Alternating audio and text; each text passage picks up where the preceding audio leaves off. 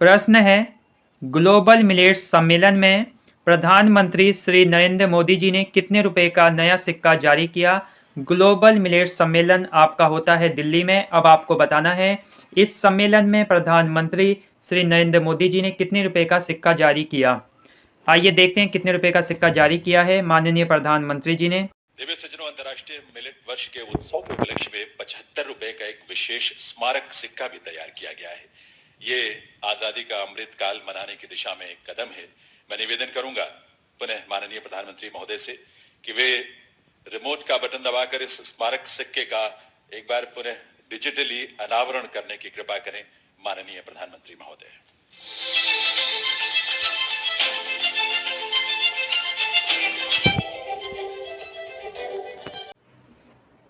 Exam warrior प्रधानमंत्री श्री नरेंद्र मोदी जी की बहुत ही प्यारी पुस्तक है। आपको बताना है ये पुस्तक कितनी भाषाओं में उपलब्ध है। करंट का प्रश्न है, इस प्रश्न को इग्नोर नहीं करना है। आंसर है 13।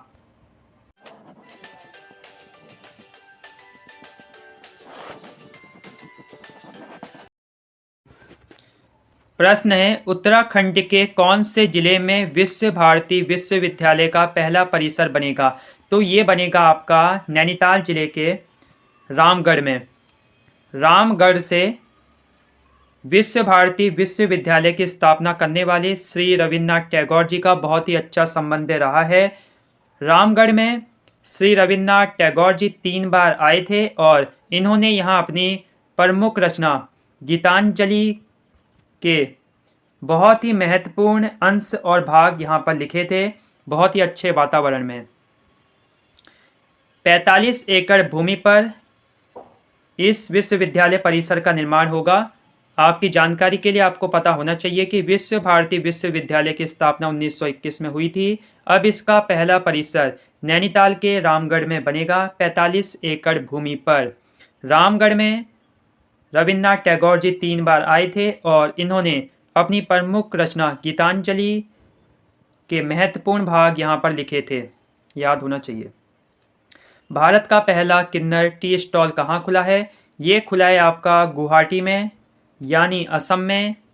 किसकी सहायता से खुला है। ये खुला है आपका भारतीय रेलवे की सहायता से, इसलिए ये प्रश्न है खास। भारत का पहला किन्नर टी स्टॉल खुला है गुवाहाटी में। गुवाहाटी कहाँ है, असम में। और किसकी सहायता से खुला है, भारतीय रेलवे की सहायता से खुला है। वंदे मातरम ट्रेन चलाने वाली पहली महिला कौन है। तो ये आपको नाम याद होना चाहिए, वो है सुरेखा यादव। कौन है, सुरेखा यादव है। करंट का प्रश्न है, सुरेखा यादव वंदे मातरम ट्रेन चलाने वाली पहली महिला है, याद होना चाहिए सुरेखा यादव। अब पूछा गया है राष्ट्रीय टीकाकरण दिवस किस दिन मनाया जाता है। तो ये मनाया जाता है 16 मार्च को। राष्ट्रीय टीकाकरण दिवस मनाया जाता है 16 मार्च को। आपको पता होना चाहिए मिशन इंद्रधनुष की शुरुआत कब हुई थी। तो ये हुई थी 2014 में। मिशन इंद्रधनुष की शुरुआत 2014 में हुई थी। मिशन इंद्रधनुष का जो लक्ष्य था 12 बीमारियों के विरुद्ध टीकाकरण इसका लक्ष्य था।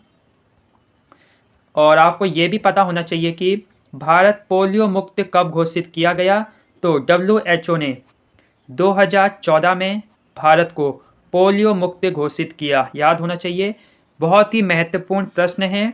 WHO यानी विश्व स्वास्थ्य संगठन ने भारत को किस वर्ष से पोलियो मुक्त घोषित किया। तो आप कहेंगे 2014 में भारत को पोलियो मुक्त घोषित किया गया। अब आपको बताना है सर्वावैक क्या है। सर्वावैक, तो सर्वावैक है सर्वाइकल कैंसर के लिए भारत का पहला स्वदेशी टीका।